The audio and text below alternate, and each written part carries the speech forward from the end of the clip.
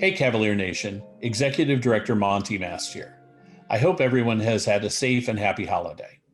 Tonight is day 2 of our 4-night rebroadcast. We'll start with the 1976 show, followed by our second 2020 honorary Cavalier, Dr. Michael Vaughn. Then we will do a Run It Back segment featuring the design team of the 2002 Framework show, followed by the 2002 production in its entirety. We hope you enjoy tonight's showing.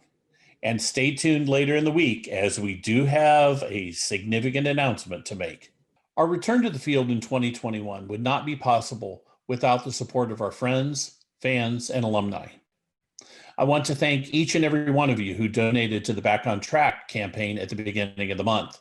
We were able to raise over $60,000. While that amount is nothing to scoff at, we're still about $25,000 short of our December goal. Remember, the CARES Act allows taxpayers who don't itemize deductions to take a charitable deduction of up to $300 for cash contributions made in 2020 off the top. Please consider donating on our Facebook page or donating at give.cavaliers.org.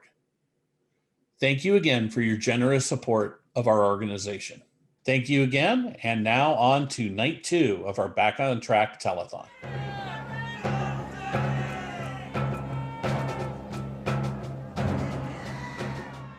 I am Dan Potter. So glad you could join us. You have found the Cav-A-Thon. We're getting back on track, getting ready for 2021 by raising money for the Cavaliers organization this evening with some great content. Are you enjoying what you're seeing tonight?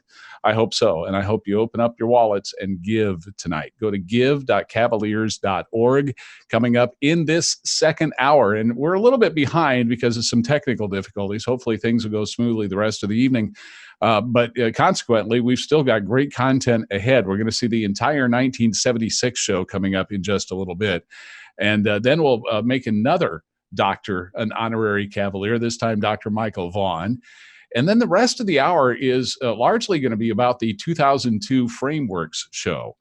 And we're going to do a segment we call Run It Back, where we get together the staff and some of, at least the drum major, Brandon Barametti, from that year, and dissect the Framework show. And it's spectacular. You're not going to want to miss that. That's coming up in just a little bit. And we have much more to come. Let's go back to 1976 right now. Give.cavaliers.org.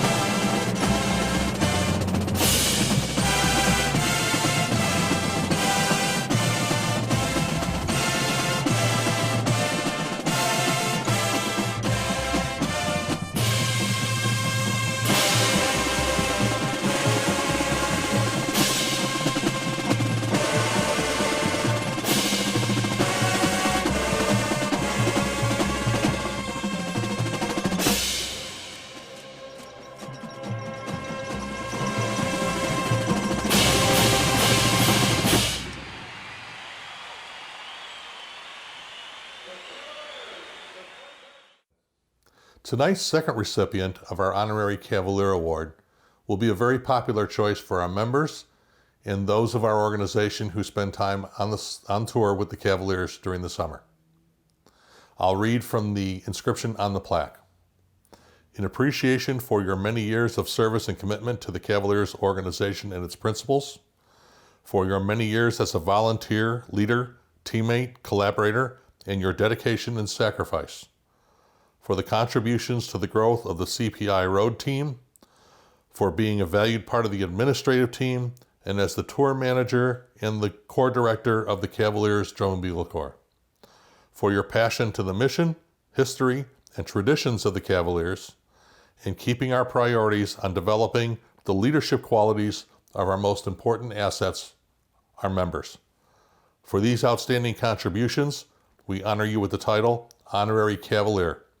December 5th, 2020, Dr. Michael Vaughn. Congratulations, Michael. It has been said that gratitude is the least articulate of the emotions.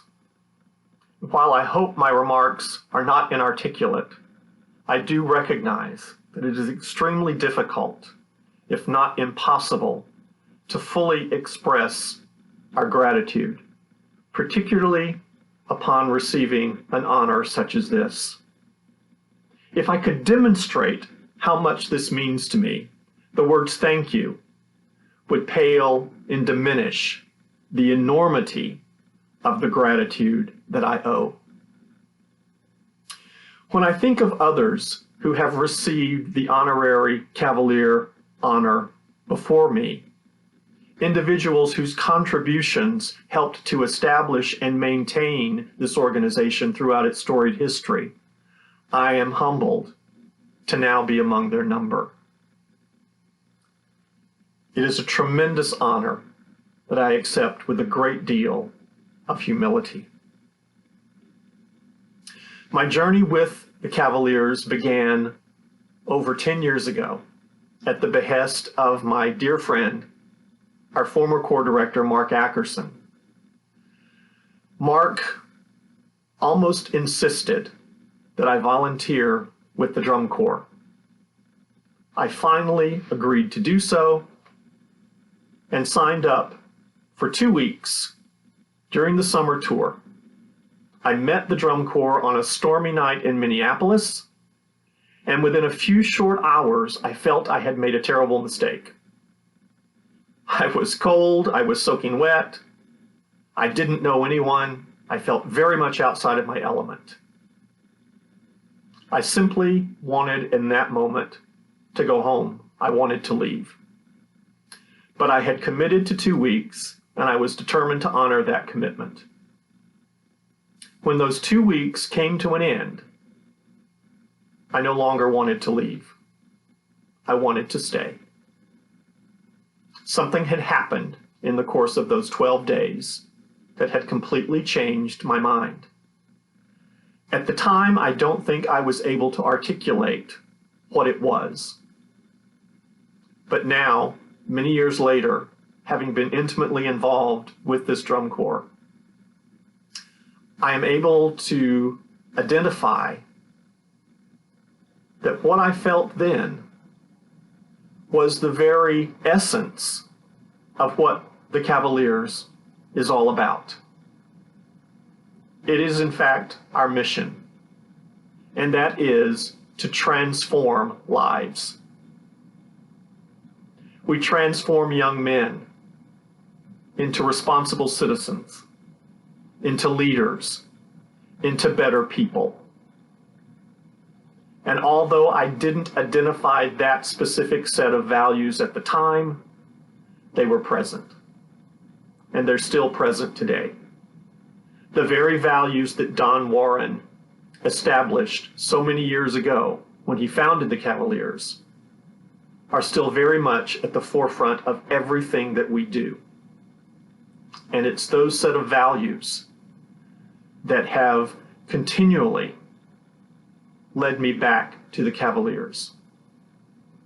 Very soon after joining the organization, I was introduced to Chris Hardowitz.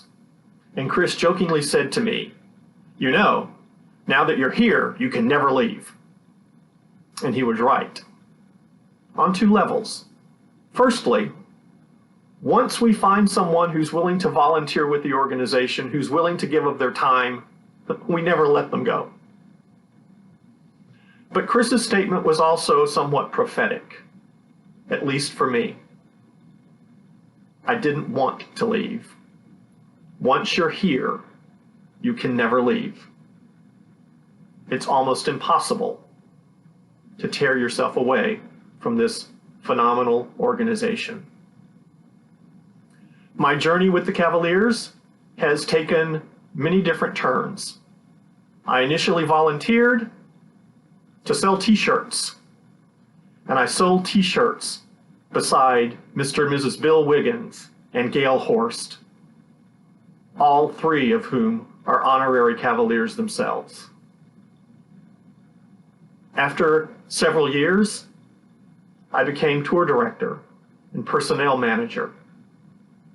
And then in 2018, Chris Lugo approached me and asked if I would assume the role of director. This is something that I had not considered. It is not a role to which I aspired, or not a role that I even desired at that point in time. But after a great deal of consideration and soul searching, I felt that perhaps I could offer something to this organization that had given me so much. And I did assume the directorship of the Cavaliers for the 2019 season. When I look back over this marvelous journey, I'm reminded of the words of the great actress Shirley Booth when she received her Academy Award for the film Snake Pit. She said, "The road to this point has been long and hard, but the view has been wonderful all the way." While there have certainly been moments of great trial, while there have certainly been moments that were stressful and hard, the view or the experience has been wonderful all the way. There are a multitude of people that should be thanked. This award was made possible through the efforts of many people. Any of my accomplishments are the accomplishments of so many others. Any of my achievements have been made along with the efforts of so many others. But there are several people that I would like to individually thank, beginning with my dear friend Mark Ackerson, who remains my mentor, my supporter, and my confidant. Joe Roach, Chris Lugo, Lamar Branson Long, all provided leadership and friendship. Our wonderful office manager, Roseanne Dewworth, without whom none of us could do what we do. Our board of directors, led by Chris Hardowitz and Dale Young, never ceased to provide support. Our tremendous new executive director, Monty Mast, in the short time he has been with us, has proven to be a wonderful colleague, advisor, and friend. And Miss Gail Horst, whom I met so many years ago, has to this day remained one of my biggest supporters and a wonderful friend. And finally, Mr. Adolf DeGraui. Adolf has continually served as a source of inspiration. He has been a mentor, he has been an advisor, and he has been a friend. In closing, let me simply leave you with these words from William Shakespeare's play, Twelfth Night. I can no other answer make, but thanks, thanks, and ever thanks.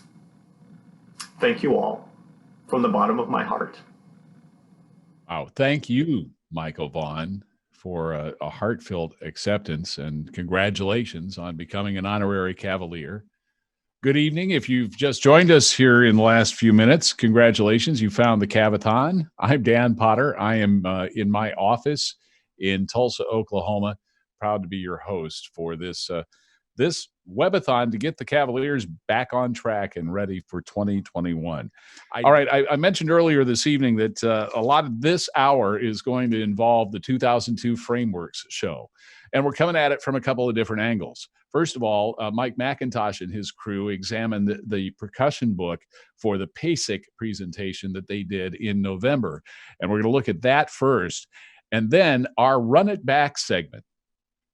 If you've just joined us and don't know what Run It Back is, we're getting the staff, the designers, and even the drum major, Brandon Barametti, from 2002. We got them together for a Zoom session and just kind of set by set went through the whole show and reunited these people, and it's a hoot. So we're going to do the Run It Back on the 2002 Framework show coming up after the PASIC segment.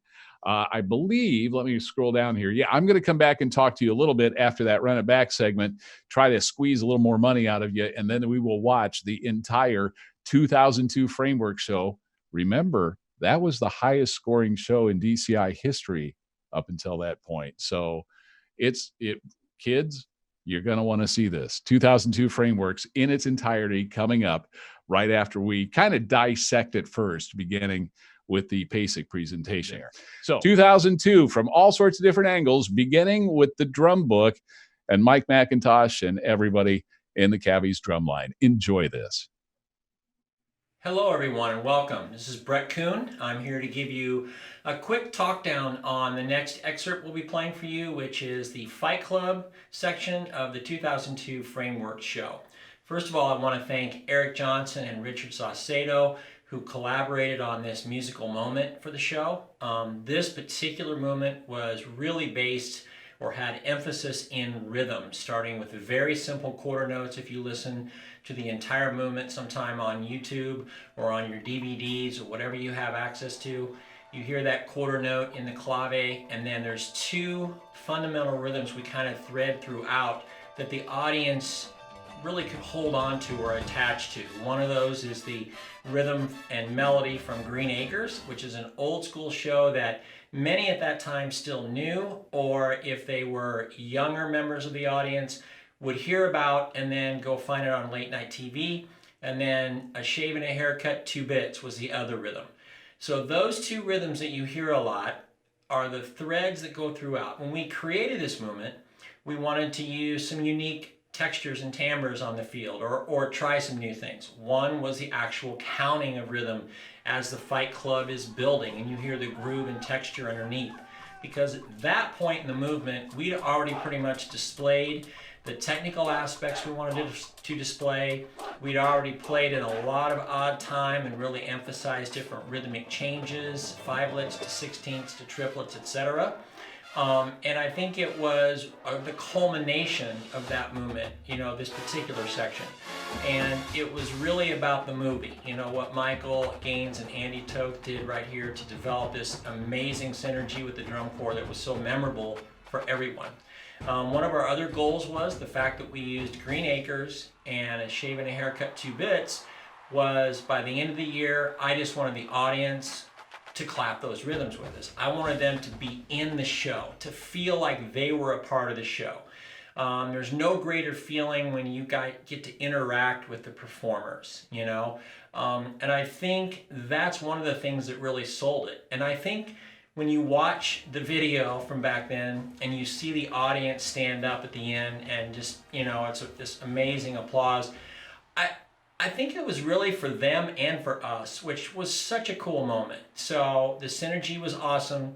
Obviously, this could not have happened without the incredible staff and the incredible members of that drum corps. So thank you to you all. This is really about you guys. So without further ado, the 2020 Cavaliers Drumline and Fight Club. Performing Fight Club by Brett Kuhn, Michael McIntosh, and Eric Johnson from 2002, please welcome the Cavaliers.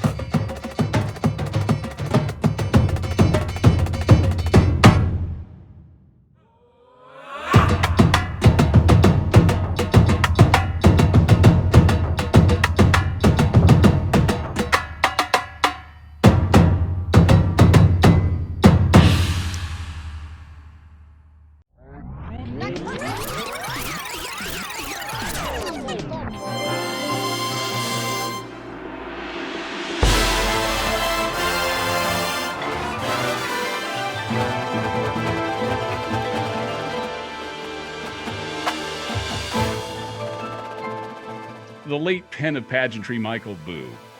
As we record this show, we are less than 2 weeks removed from Michael's passing from pancreatic cancer. And the loss of Michael Boo is something that all of us are going to feel in ways we don't even know yet over the next several years. But fortunately, Mike's prolific writings are quite a legacy. And while doing prep for this chat today, I learned something about frameworks I did not know before. And it came from Michael Boo's Spotlight. He wrote about this show back in 2014. Scott, Michael Boo actually came up with the name frameworks, didn't he? That's right. Absolutely correct. And Michael Gaines and I were chatting about that last week by email. We were never as a team very good at titles, and we took our time with things, but you always had to turn in your show description for show sponsors in the DCI yearbook around April. And I'm not sure if I saw Michael earlier than that, but I know by that time we were still loosely calling it the Elements of Music. And Michael Boo reached out to me and just said, what are you thinking here? And I just talked him through what the concept was strictly just having Richard and the music guys do melody, harmony, and rhythm, and really nothing else but that. And he goes, so what is it? I said, well, it's the building blocks of music. It's, it's just the basic elements. It came to light based on a book I saw. And he goes, so it's like the building blocks. I said, yeah. He goes, the frameworks. And I said, yeah. And I kind of turned my head, thought that was pretty cool. Then I presented to Michael Gaines and then the rest of the team, and we went with it. Brandon, what was it like from the members' perspective? Well, I can tell you that, for me, having a chance to lead this drum corps was one of the greatest joys of my life. I mean, it set me up for everything in my career now, just being a part of such an awesome team.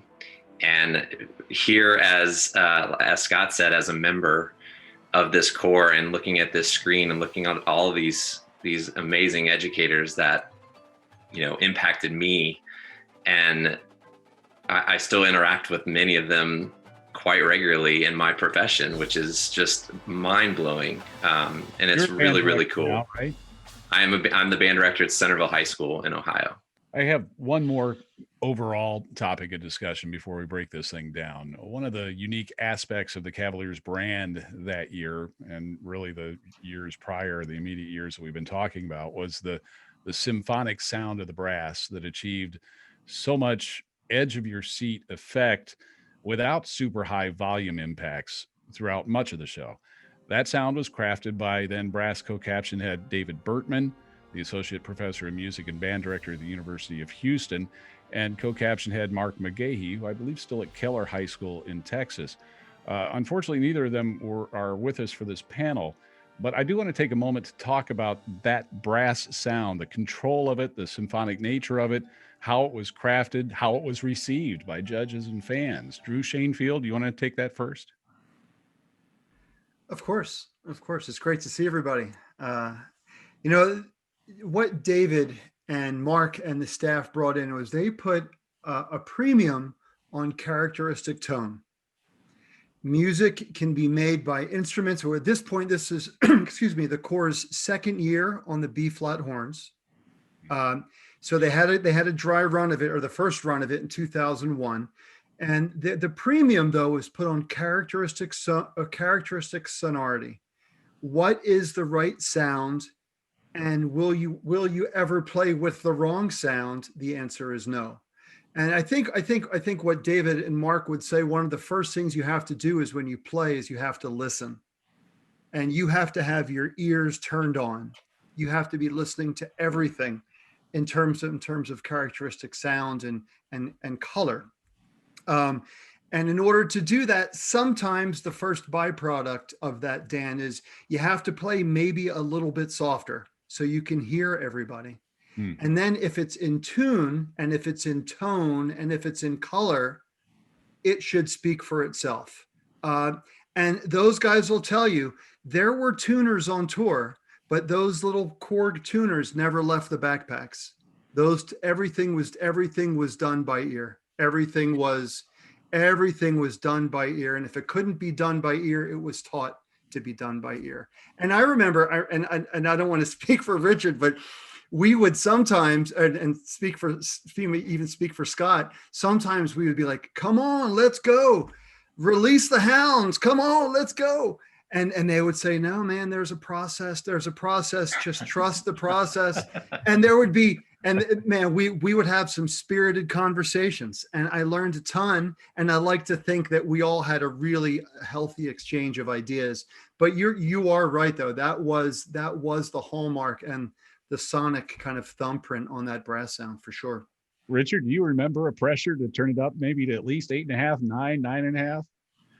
Well, I remember when they got my attention, because I remember having a conversation with David and Mark and some of the other wonderful teachers there on staff. But, they said to me, Richard, you're not just writing triads. You've written us a bunch of 11, 13 chords, all these chords that we have to play perfectly in tune. And he said, if we can't play at a volume where the kids can hear all the tones in there, he goes, we're never going to play it in tune. We're never going to play it right. Wow. And that's where they kind of sold me on it. And, we got to be honest, though. A lot of us were like, oh, my gosh, no one's going to hear us. Like, we'd go to some of our first shows and we'd go up top and we'd be like, what? Come on, Cavaliers. But it always paid off because the sound was so beautiful, at the end of the season. And so those guys knew what they were doing, and we just needed to trust them. Brett and Eric, tell us a little bit about how the two of you worked with Richard to create the percussion book for this show and expand on that frameworks theme. Well, Richard's always the catalyst.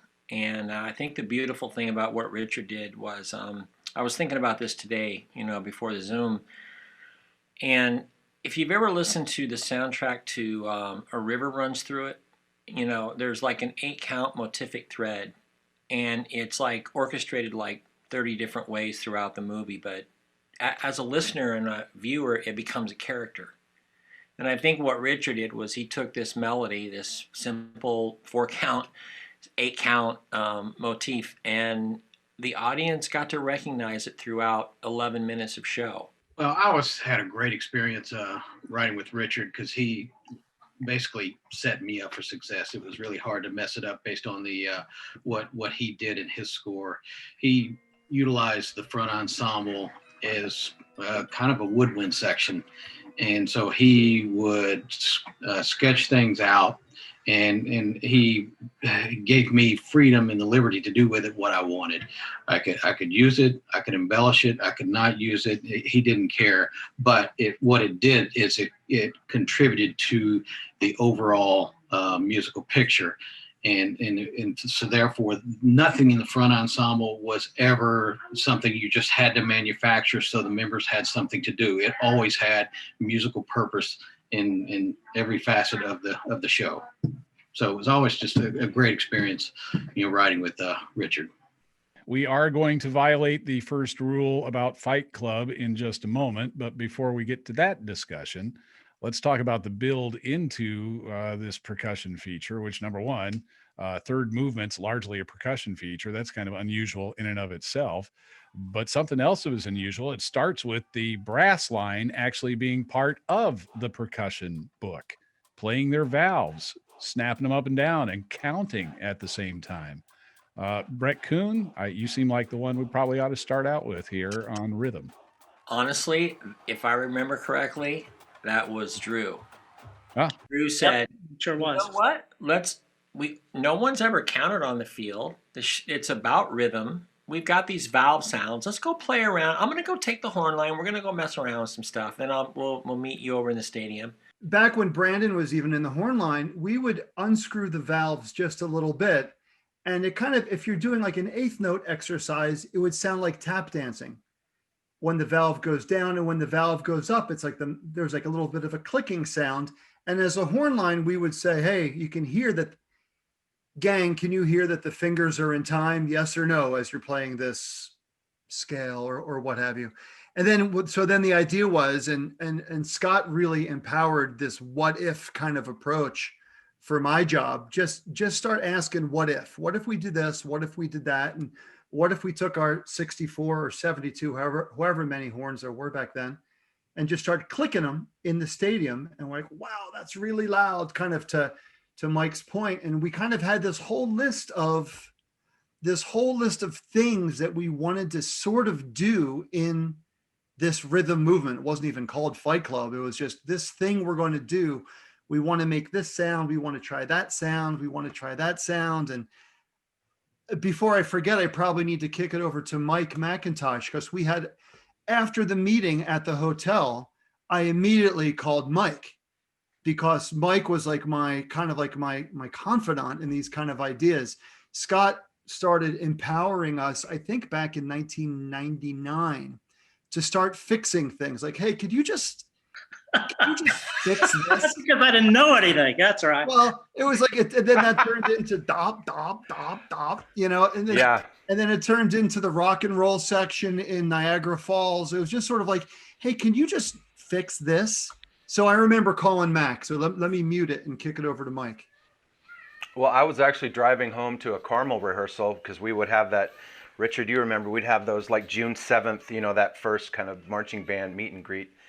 And Drew called me with an idea, and Brett wasn't able to get in till, I think, Sunday.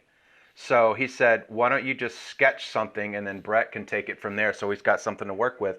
We worked out the counts, and I remember the year before at Carmel, we had done this show called The Dance, and we had gotten the big red drums, the Certos from Remo, and we used those drums in the effect. And my thinking was, I think we need to use these drums. So I remember bouncing off Scott.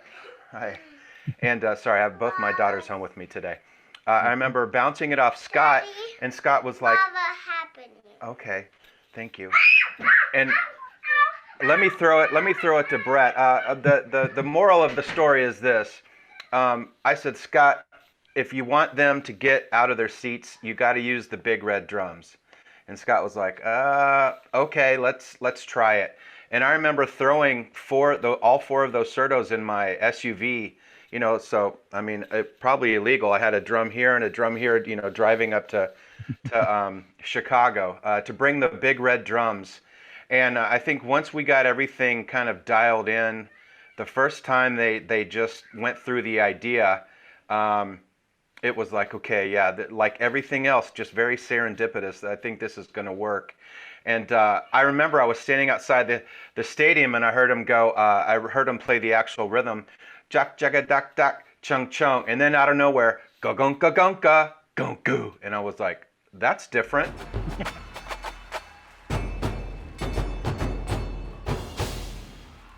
and then I saw Brett kind of bopping and popping out of the stadium. Yeah, so we have shaving the haircut followed by Green Acres. Brett? The kids hated it. Kids, in the beginning, the kids were flat out, no, are you serious? Yes, I am serious.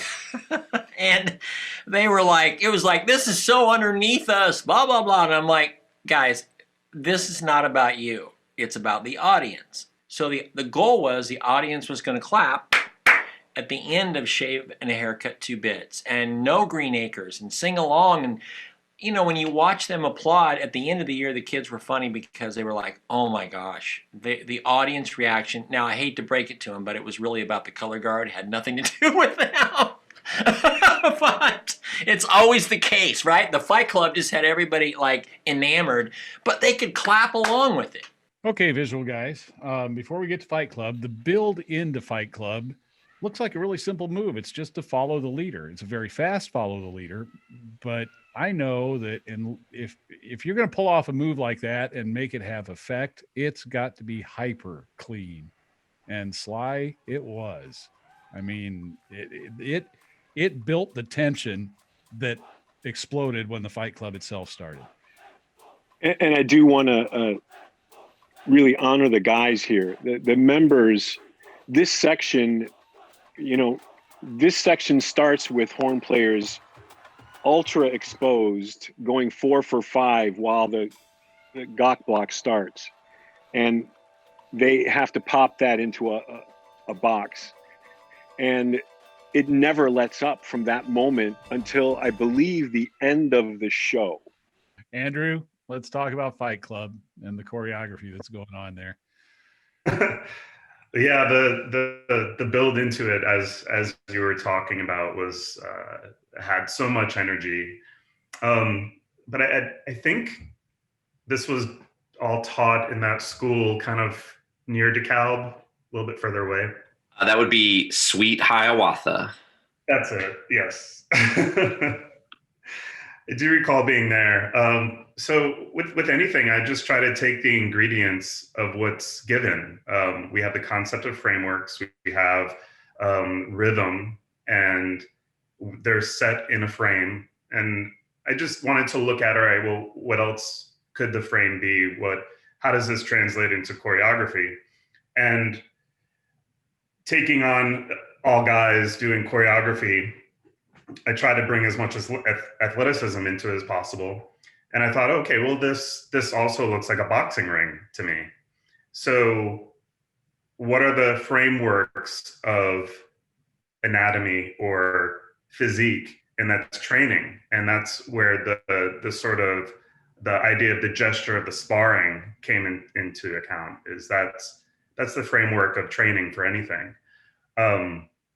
And I just remember trying a bunch of things, and the energy that I was receiving back from the guys let me know that I was doing the right thing, because they wanted to do it. And there were a couple of different gestures in there. We're going to do this. We're going to nod our head. Like I just basically took everything Cavalier that I could think of and incorporated it into some very simple gestures that had a ton of meaning to it.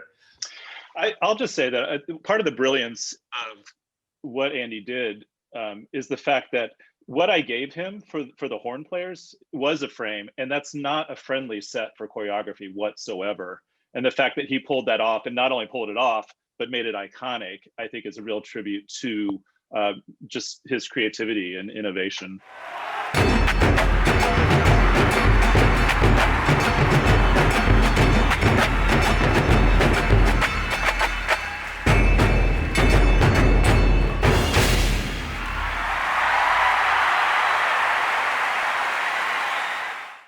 Okay, don't go anywhere, because the full 2002 Framework show is coming up in just a couple of minutes. Dan Potter with just a few thoughts before we run that full show for you.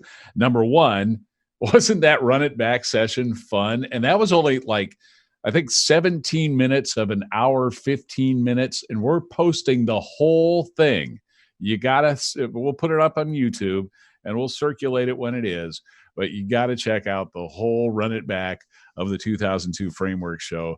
That group was a whole lot of fun to reunite and talk about having some drum corps legends all together in one virtual room. So we'll have that full Run It Back up for you here soon. Never in our lifetime have we ever had such a great opportunity to take the time to reflect on who we are and why we do what we do. The influence and inspiration of family, friends, teachers, and instructors has brought us to places we never thought to be imaginable. Up opportunities to express ourselves through marching arts has helped shape our very identities, as well as being members of a team. While we may not be able to take the field or floor at this time, those feelings have not changed. They're simply being expressed in a different way. Reflecting on this past season and the possibilities of what could have been provides us with the hope and hunger as we look toward the future. As we anxiously await to perform once again, this time there will be no doubt as to who we are and why we do what we do. From all of us here at Field and Floor Effects, thank you.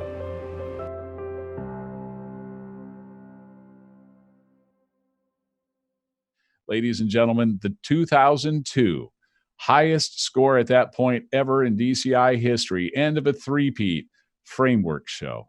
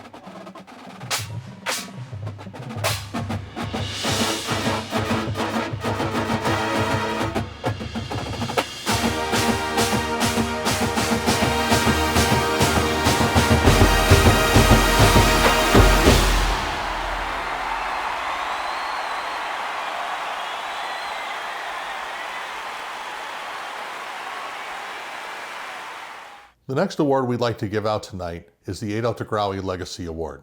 About 3 years ago, the Board of Directors established the Adolph DeGrawi Legacy Award to recognize alumni of the Cavaliers who had not only a long period of dedication to the organization, but also, as is one of our standard mantras, left the organization better than they found it. I'll read the nomination that was submitted. For 25 years, Michael was a part of the Cavaliers Drum and Bugle Corps. After performing for 4 years, he spent the next few years choreographing for the color guard and lending a hand to the drill design when needed. Beginning in 1998, he became the sole drill designer and visual coordinator for the Cavaliers from 1998 to the 2011 seasons. He was on the design team for all 7 of the Cavaliers Drum Corps International World Championship titles.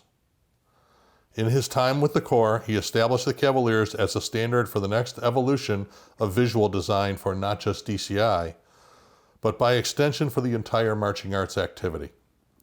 During this period of incredible achievement, and despite his many successes, both inside and outside of the Cavaliers, he has always been an example for generations of Cavaliers to aspire to, and continues to offer his support and love the organization whenever an opportunity arises. He has truly left a positive legacy on the Cavaliers that embodies the principles of the Adolph DeGrawi Legacy Award and is deserving of this honor. Congratulations to Michael Gaines. Hello, Cavalier Nation. I am incredibly grateful to receive this beautiful award, bearing the name of a man I so deeply admire. Adolph DeGrawi was not only my corps director when I marched, but a man of integrity, honesty, a man to whom thousands of young men in the Cavaliers organization have looked up to for decades. And it is truly humbling to be holding this, given the magnitude of the impact that Adolph has had on our beloved Corps. The friendships I made while marching the Cavaliers have lasted a lifetime. The confidence I gained as a young man in the Corps allowed me to face my fears and insecurities throughout my career with some semblance of self-esteem. The mentorship I was gifted from icons like Steve Brubaker, Jeff Fiedler, Bruno Zuccala have guided me throughout my adult life. And the trust placed in me as a young designer and the opportunities afforded to me by this wonderful Corps are truly astounding. While teaching with the Cavaliers was a privilege, designing for them was my passion, but being a Cavalier is truly the honor. Thank you so much for this award. I will always treasure it. You can know an organization by the kind of people they produce. This organization, the Cavaliers, think about the people they have produced and what they've gone on to accomplish. People like Michael Gaines, like Mike Boo. Hi, I'm Dan Potter. I wasn't one of those people, but man, watching this content tonight, I sure feel an affinity for the Cavaliers Nation, as Michael put it. And I hope you do too. If you are an alumni, you certainly do. If you're a fan, you do. If you're a casual drum corps observer, I think by the end of the night tonight, you certainly will be. Let's update.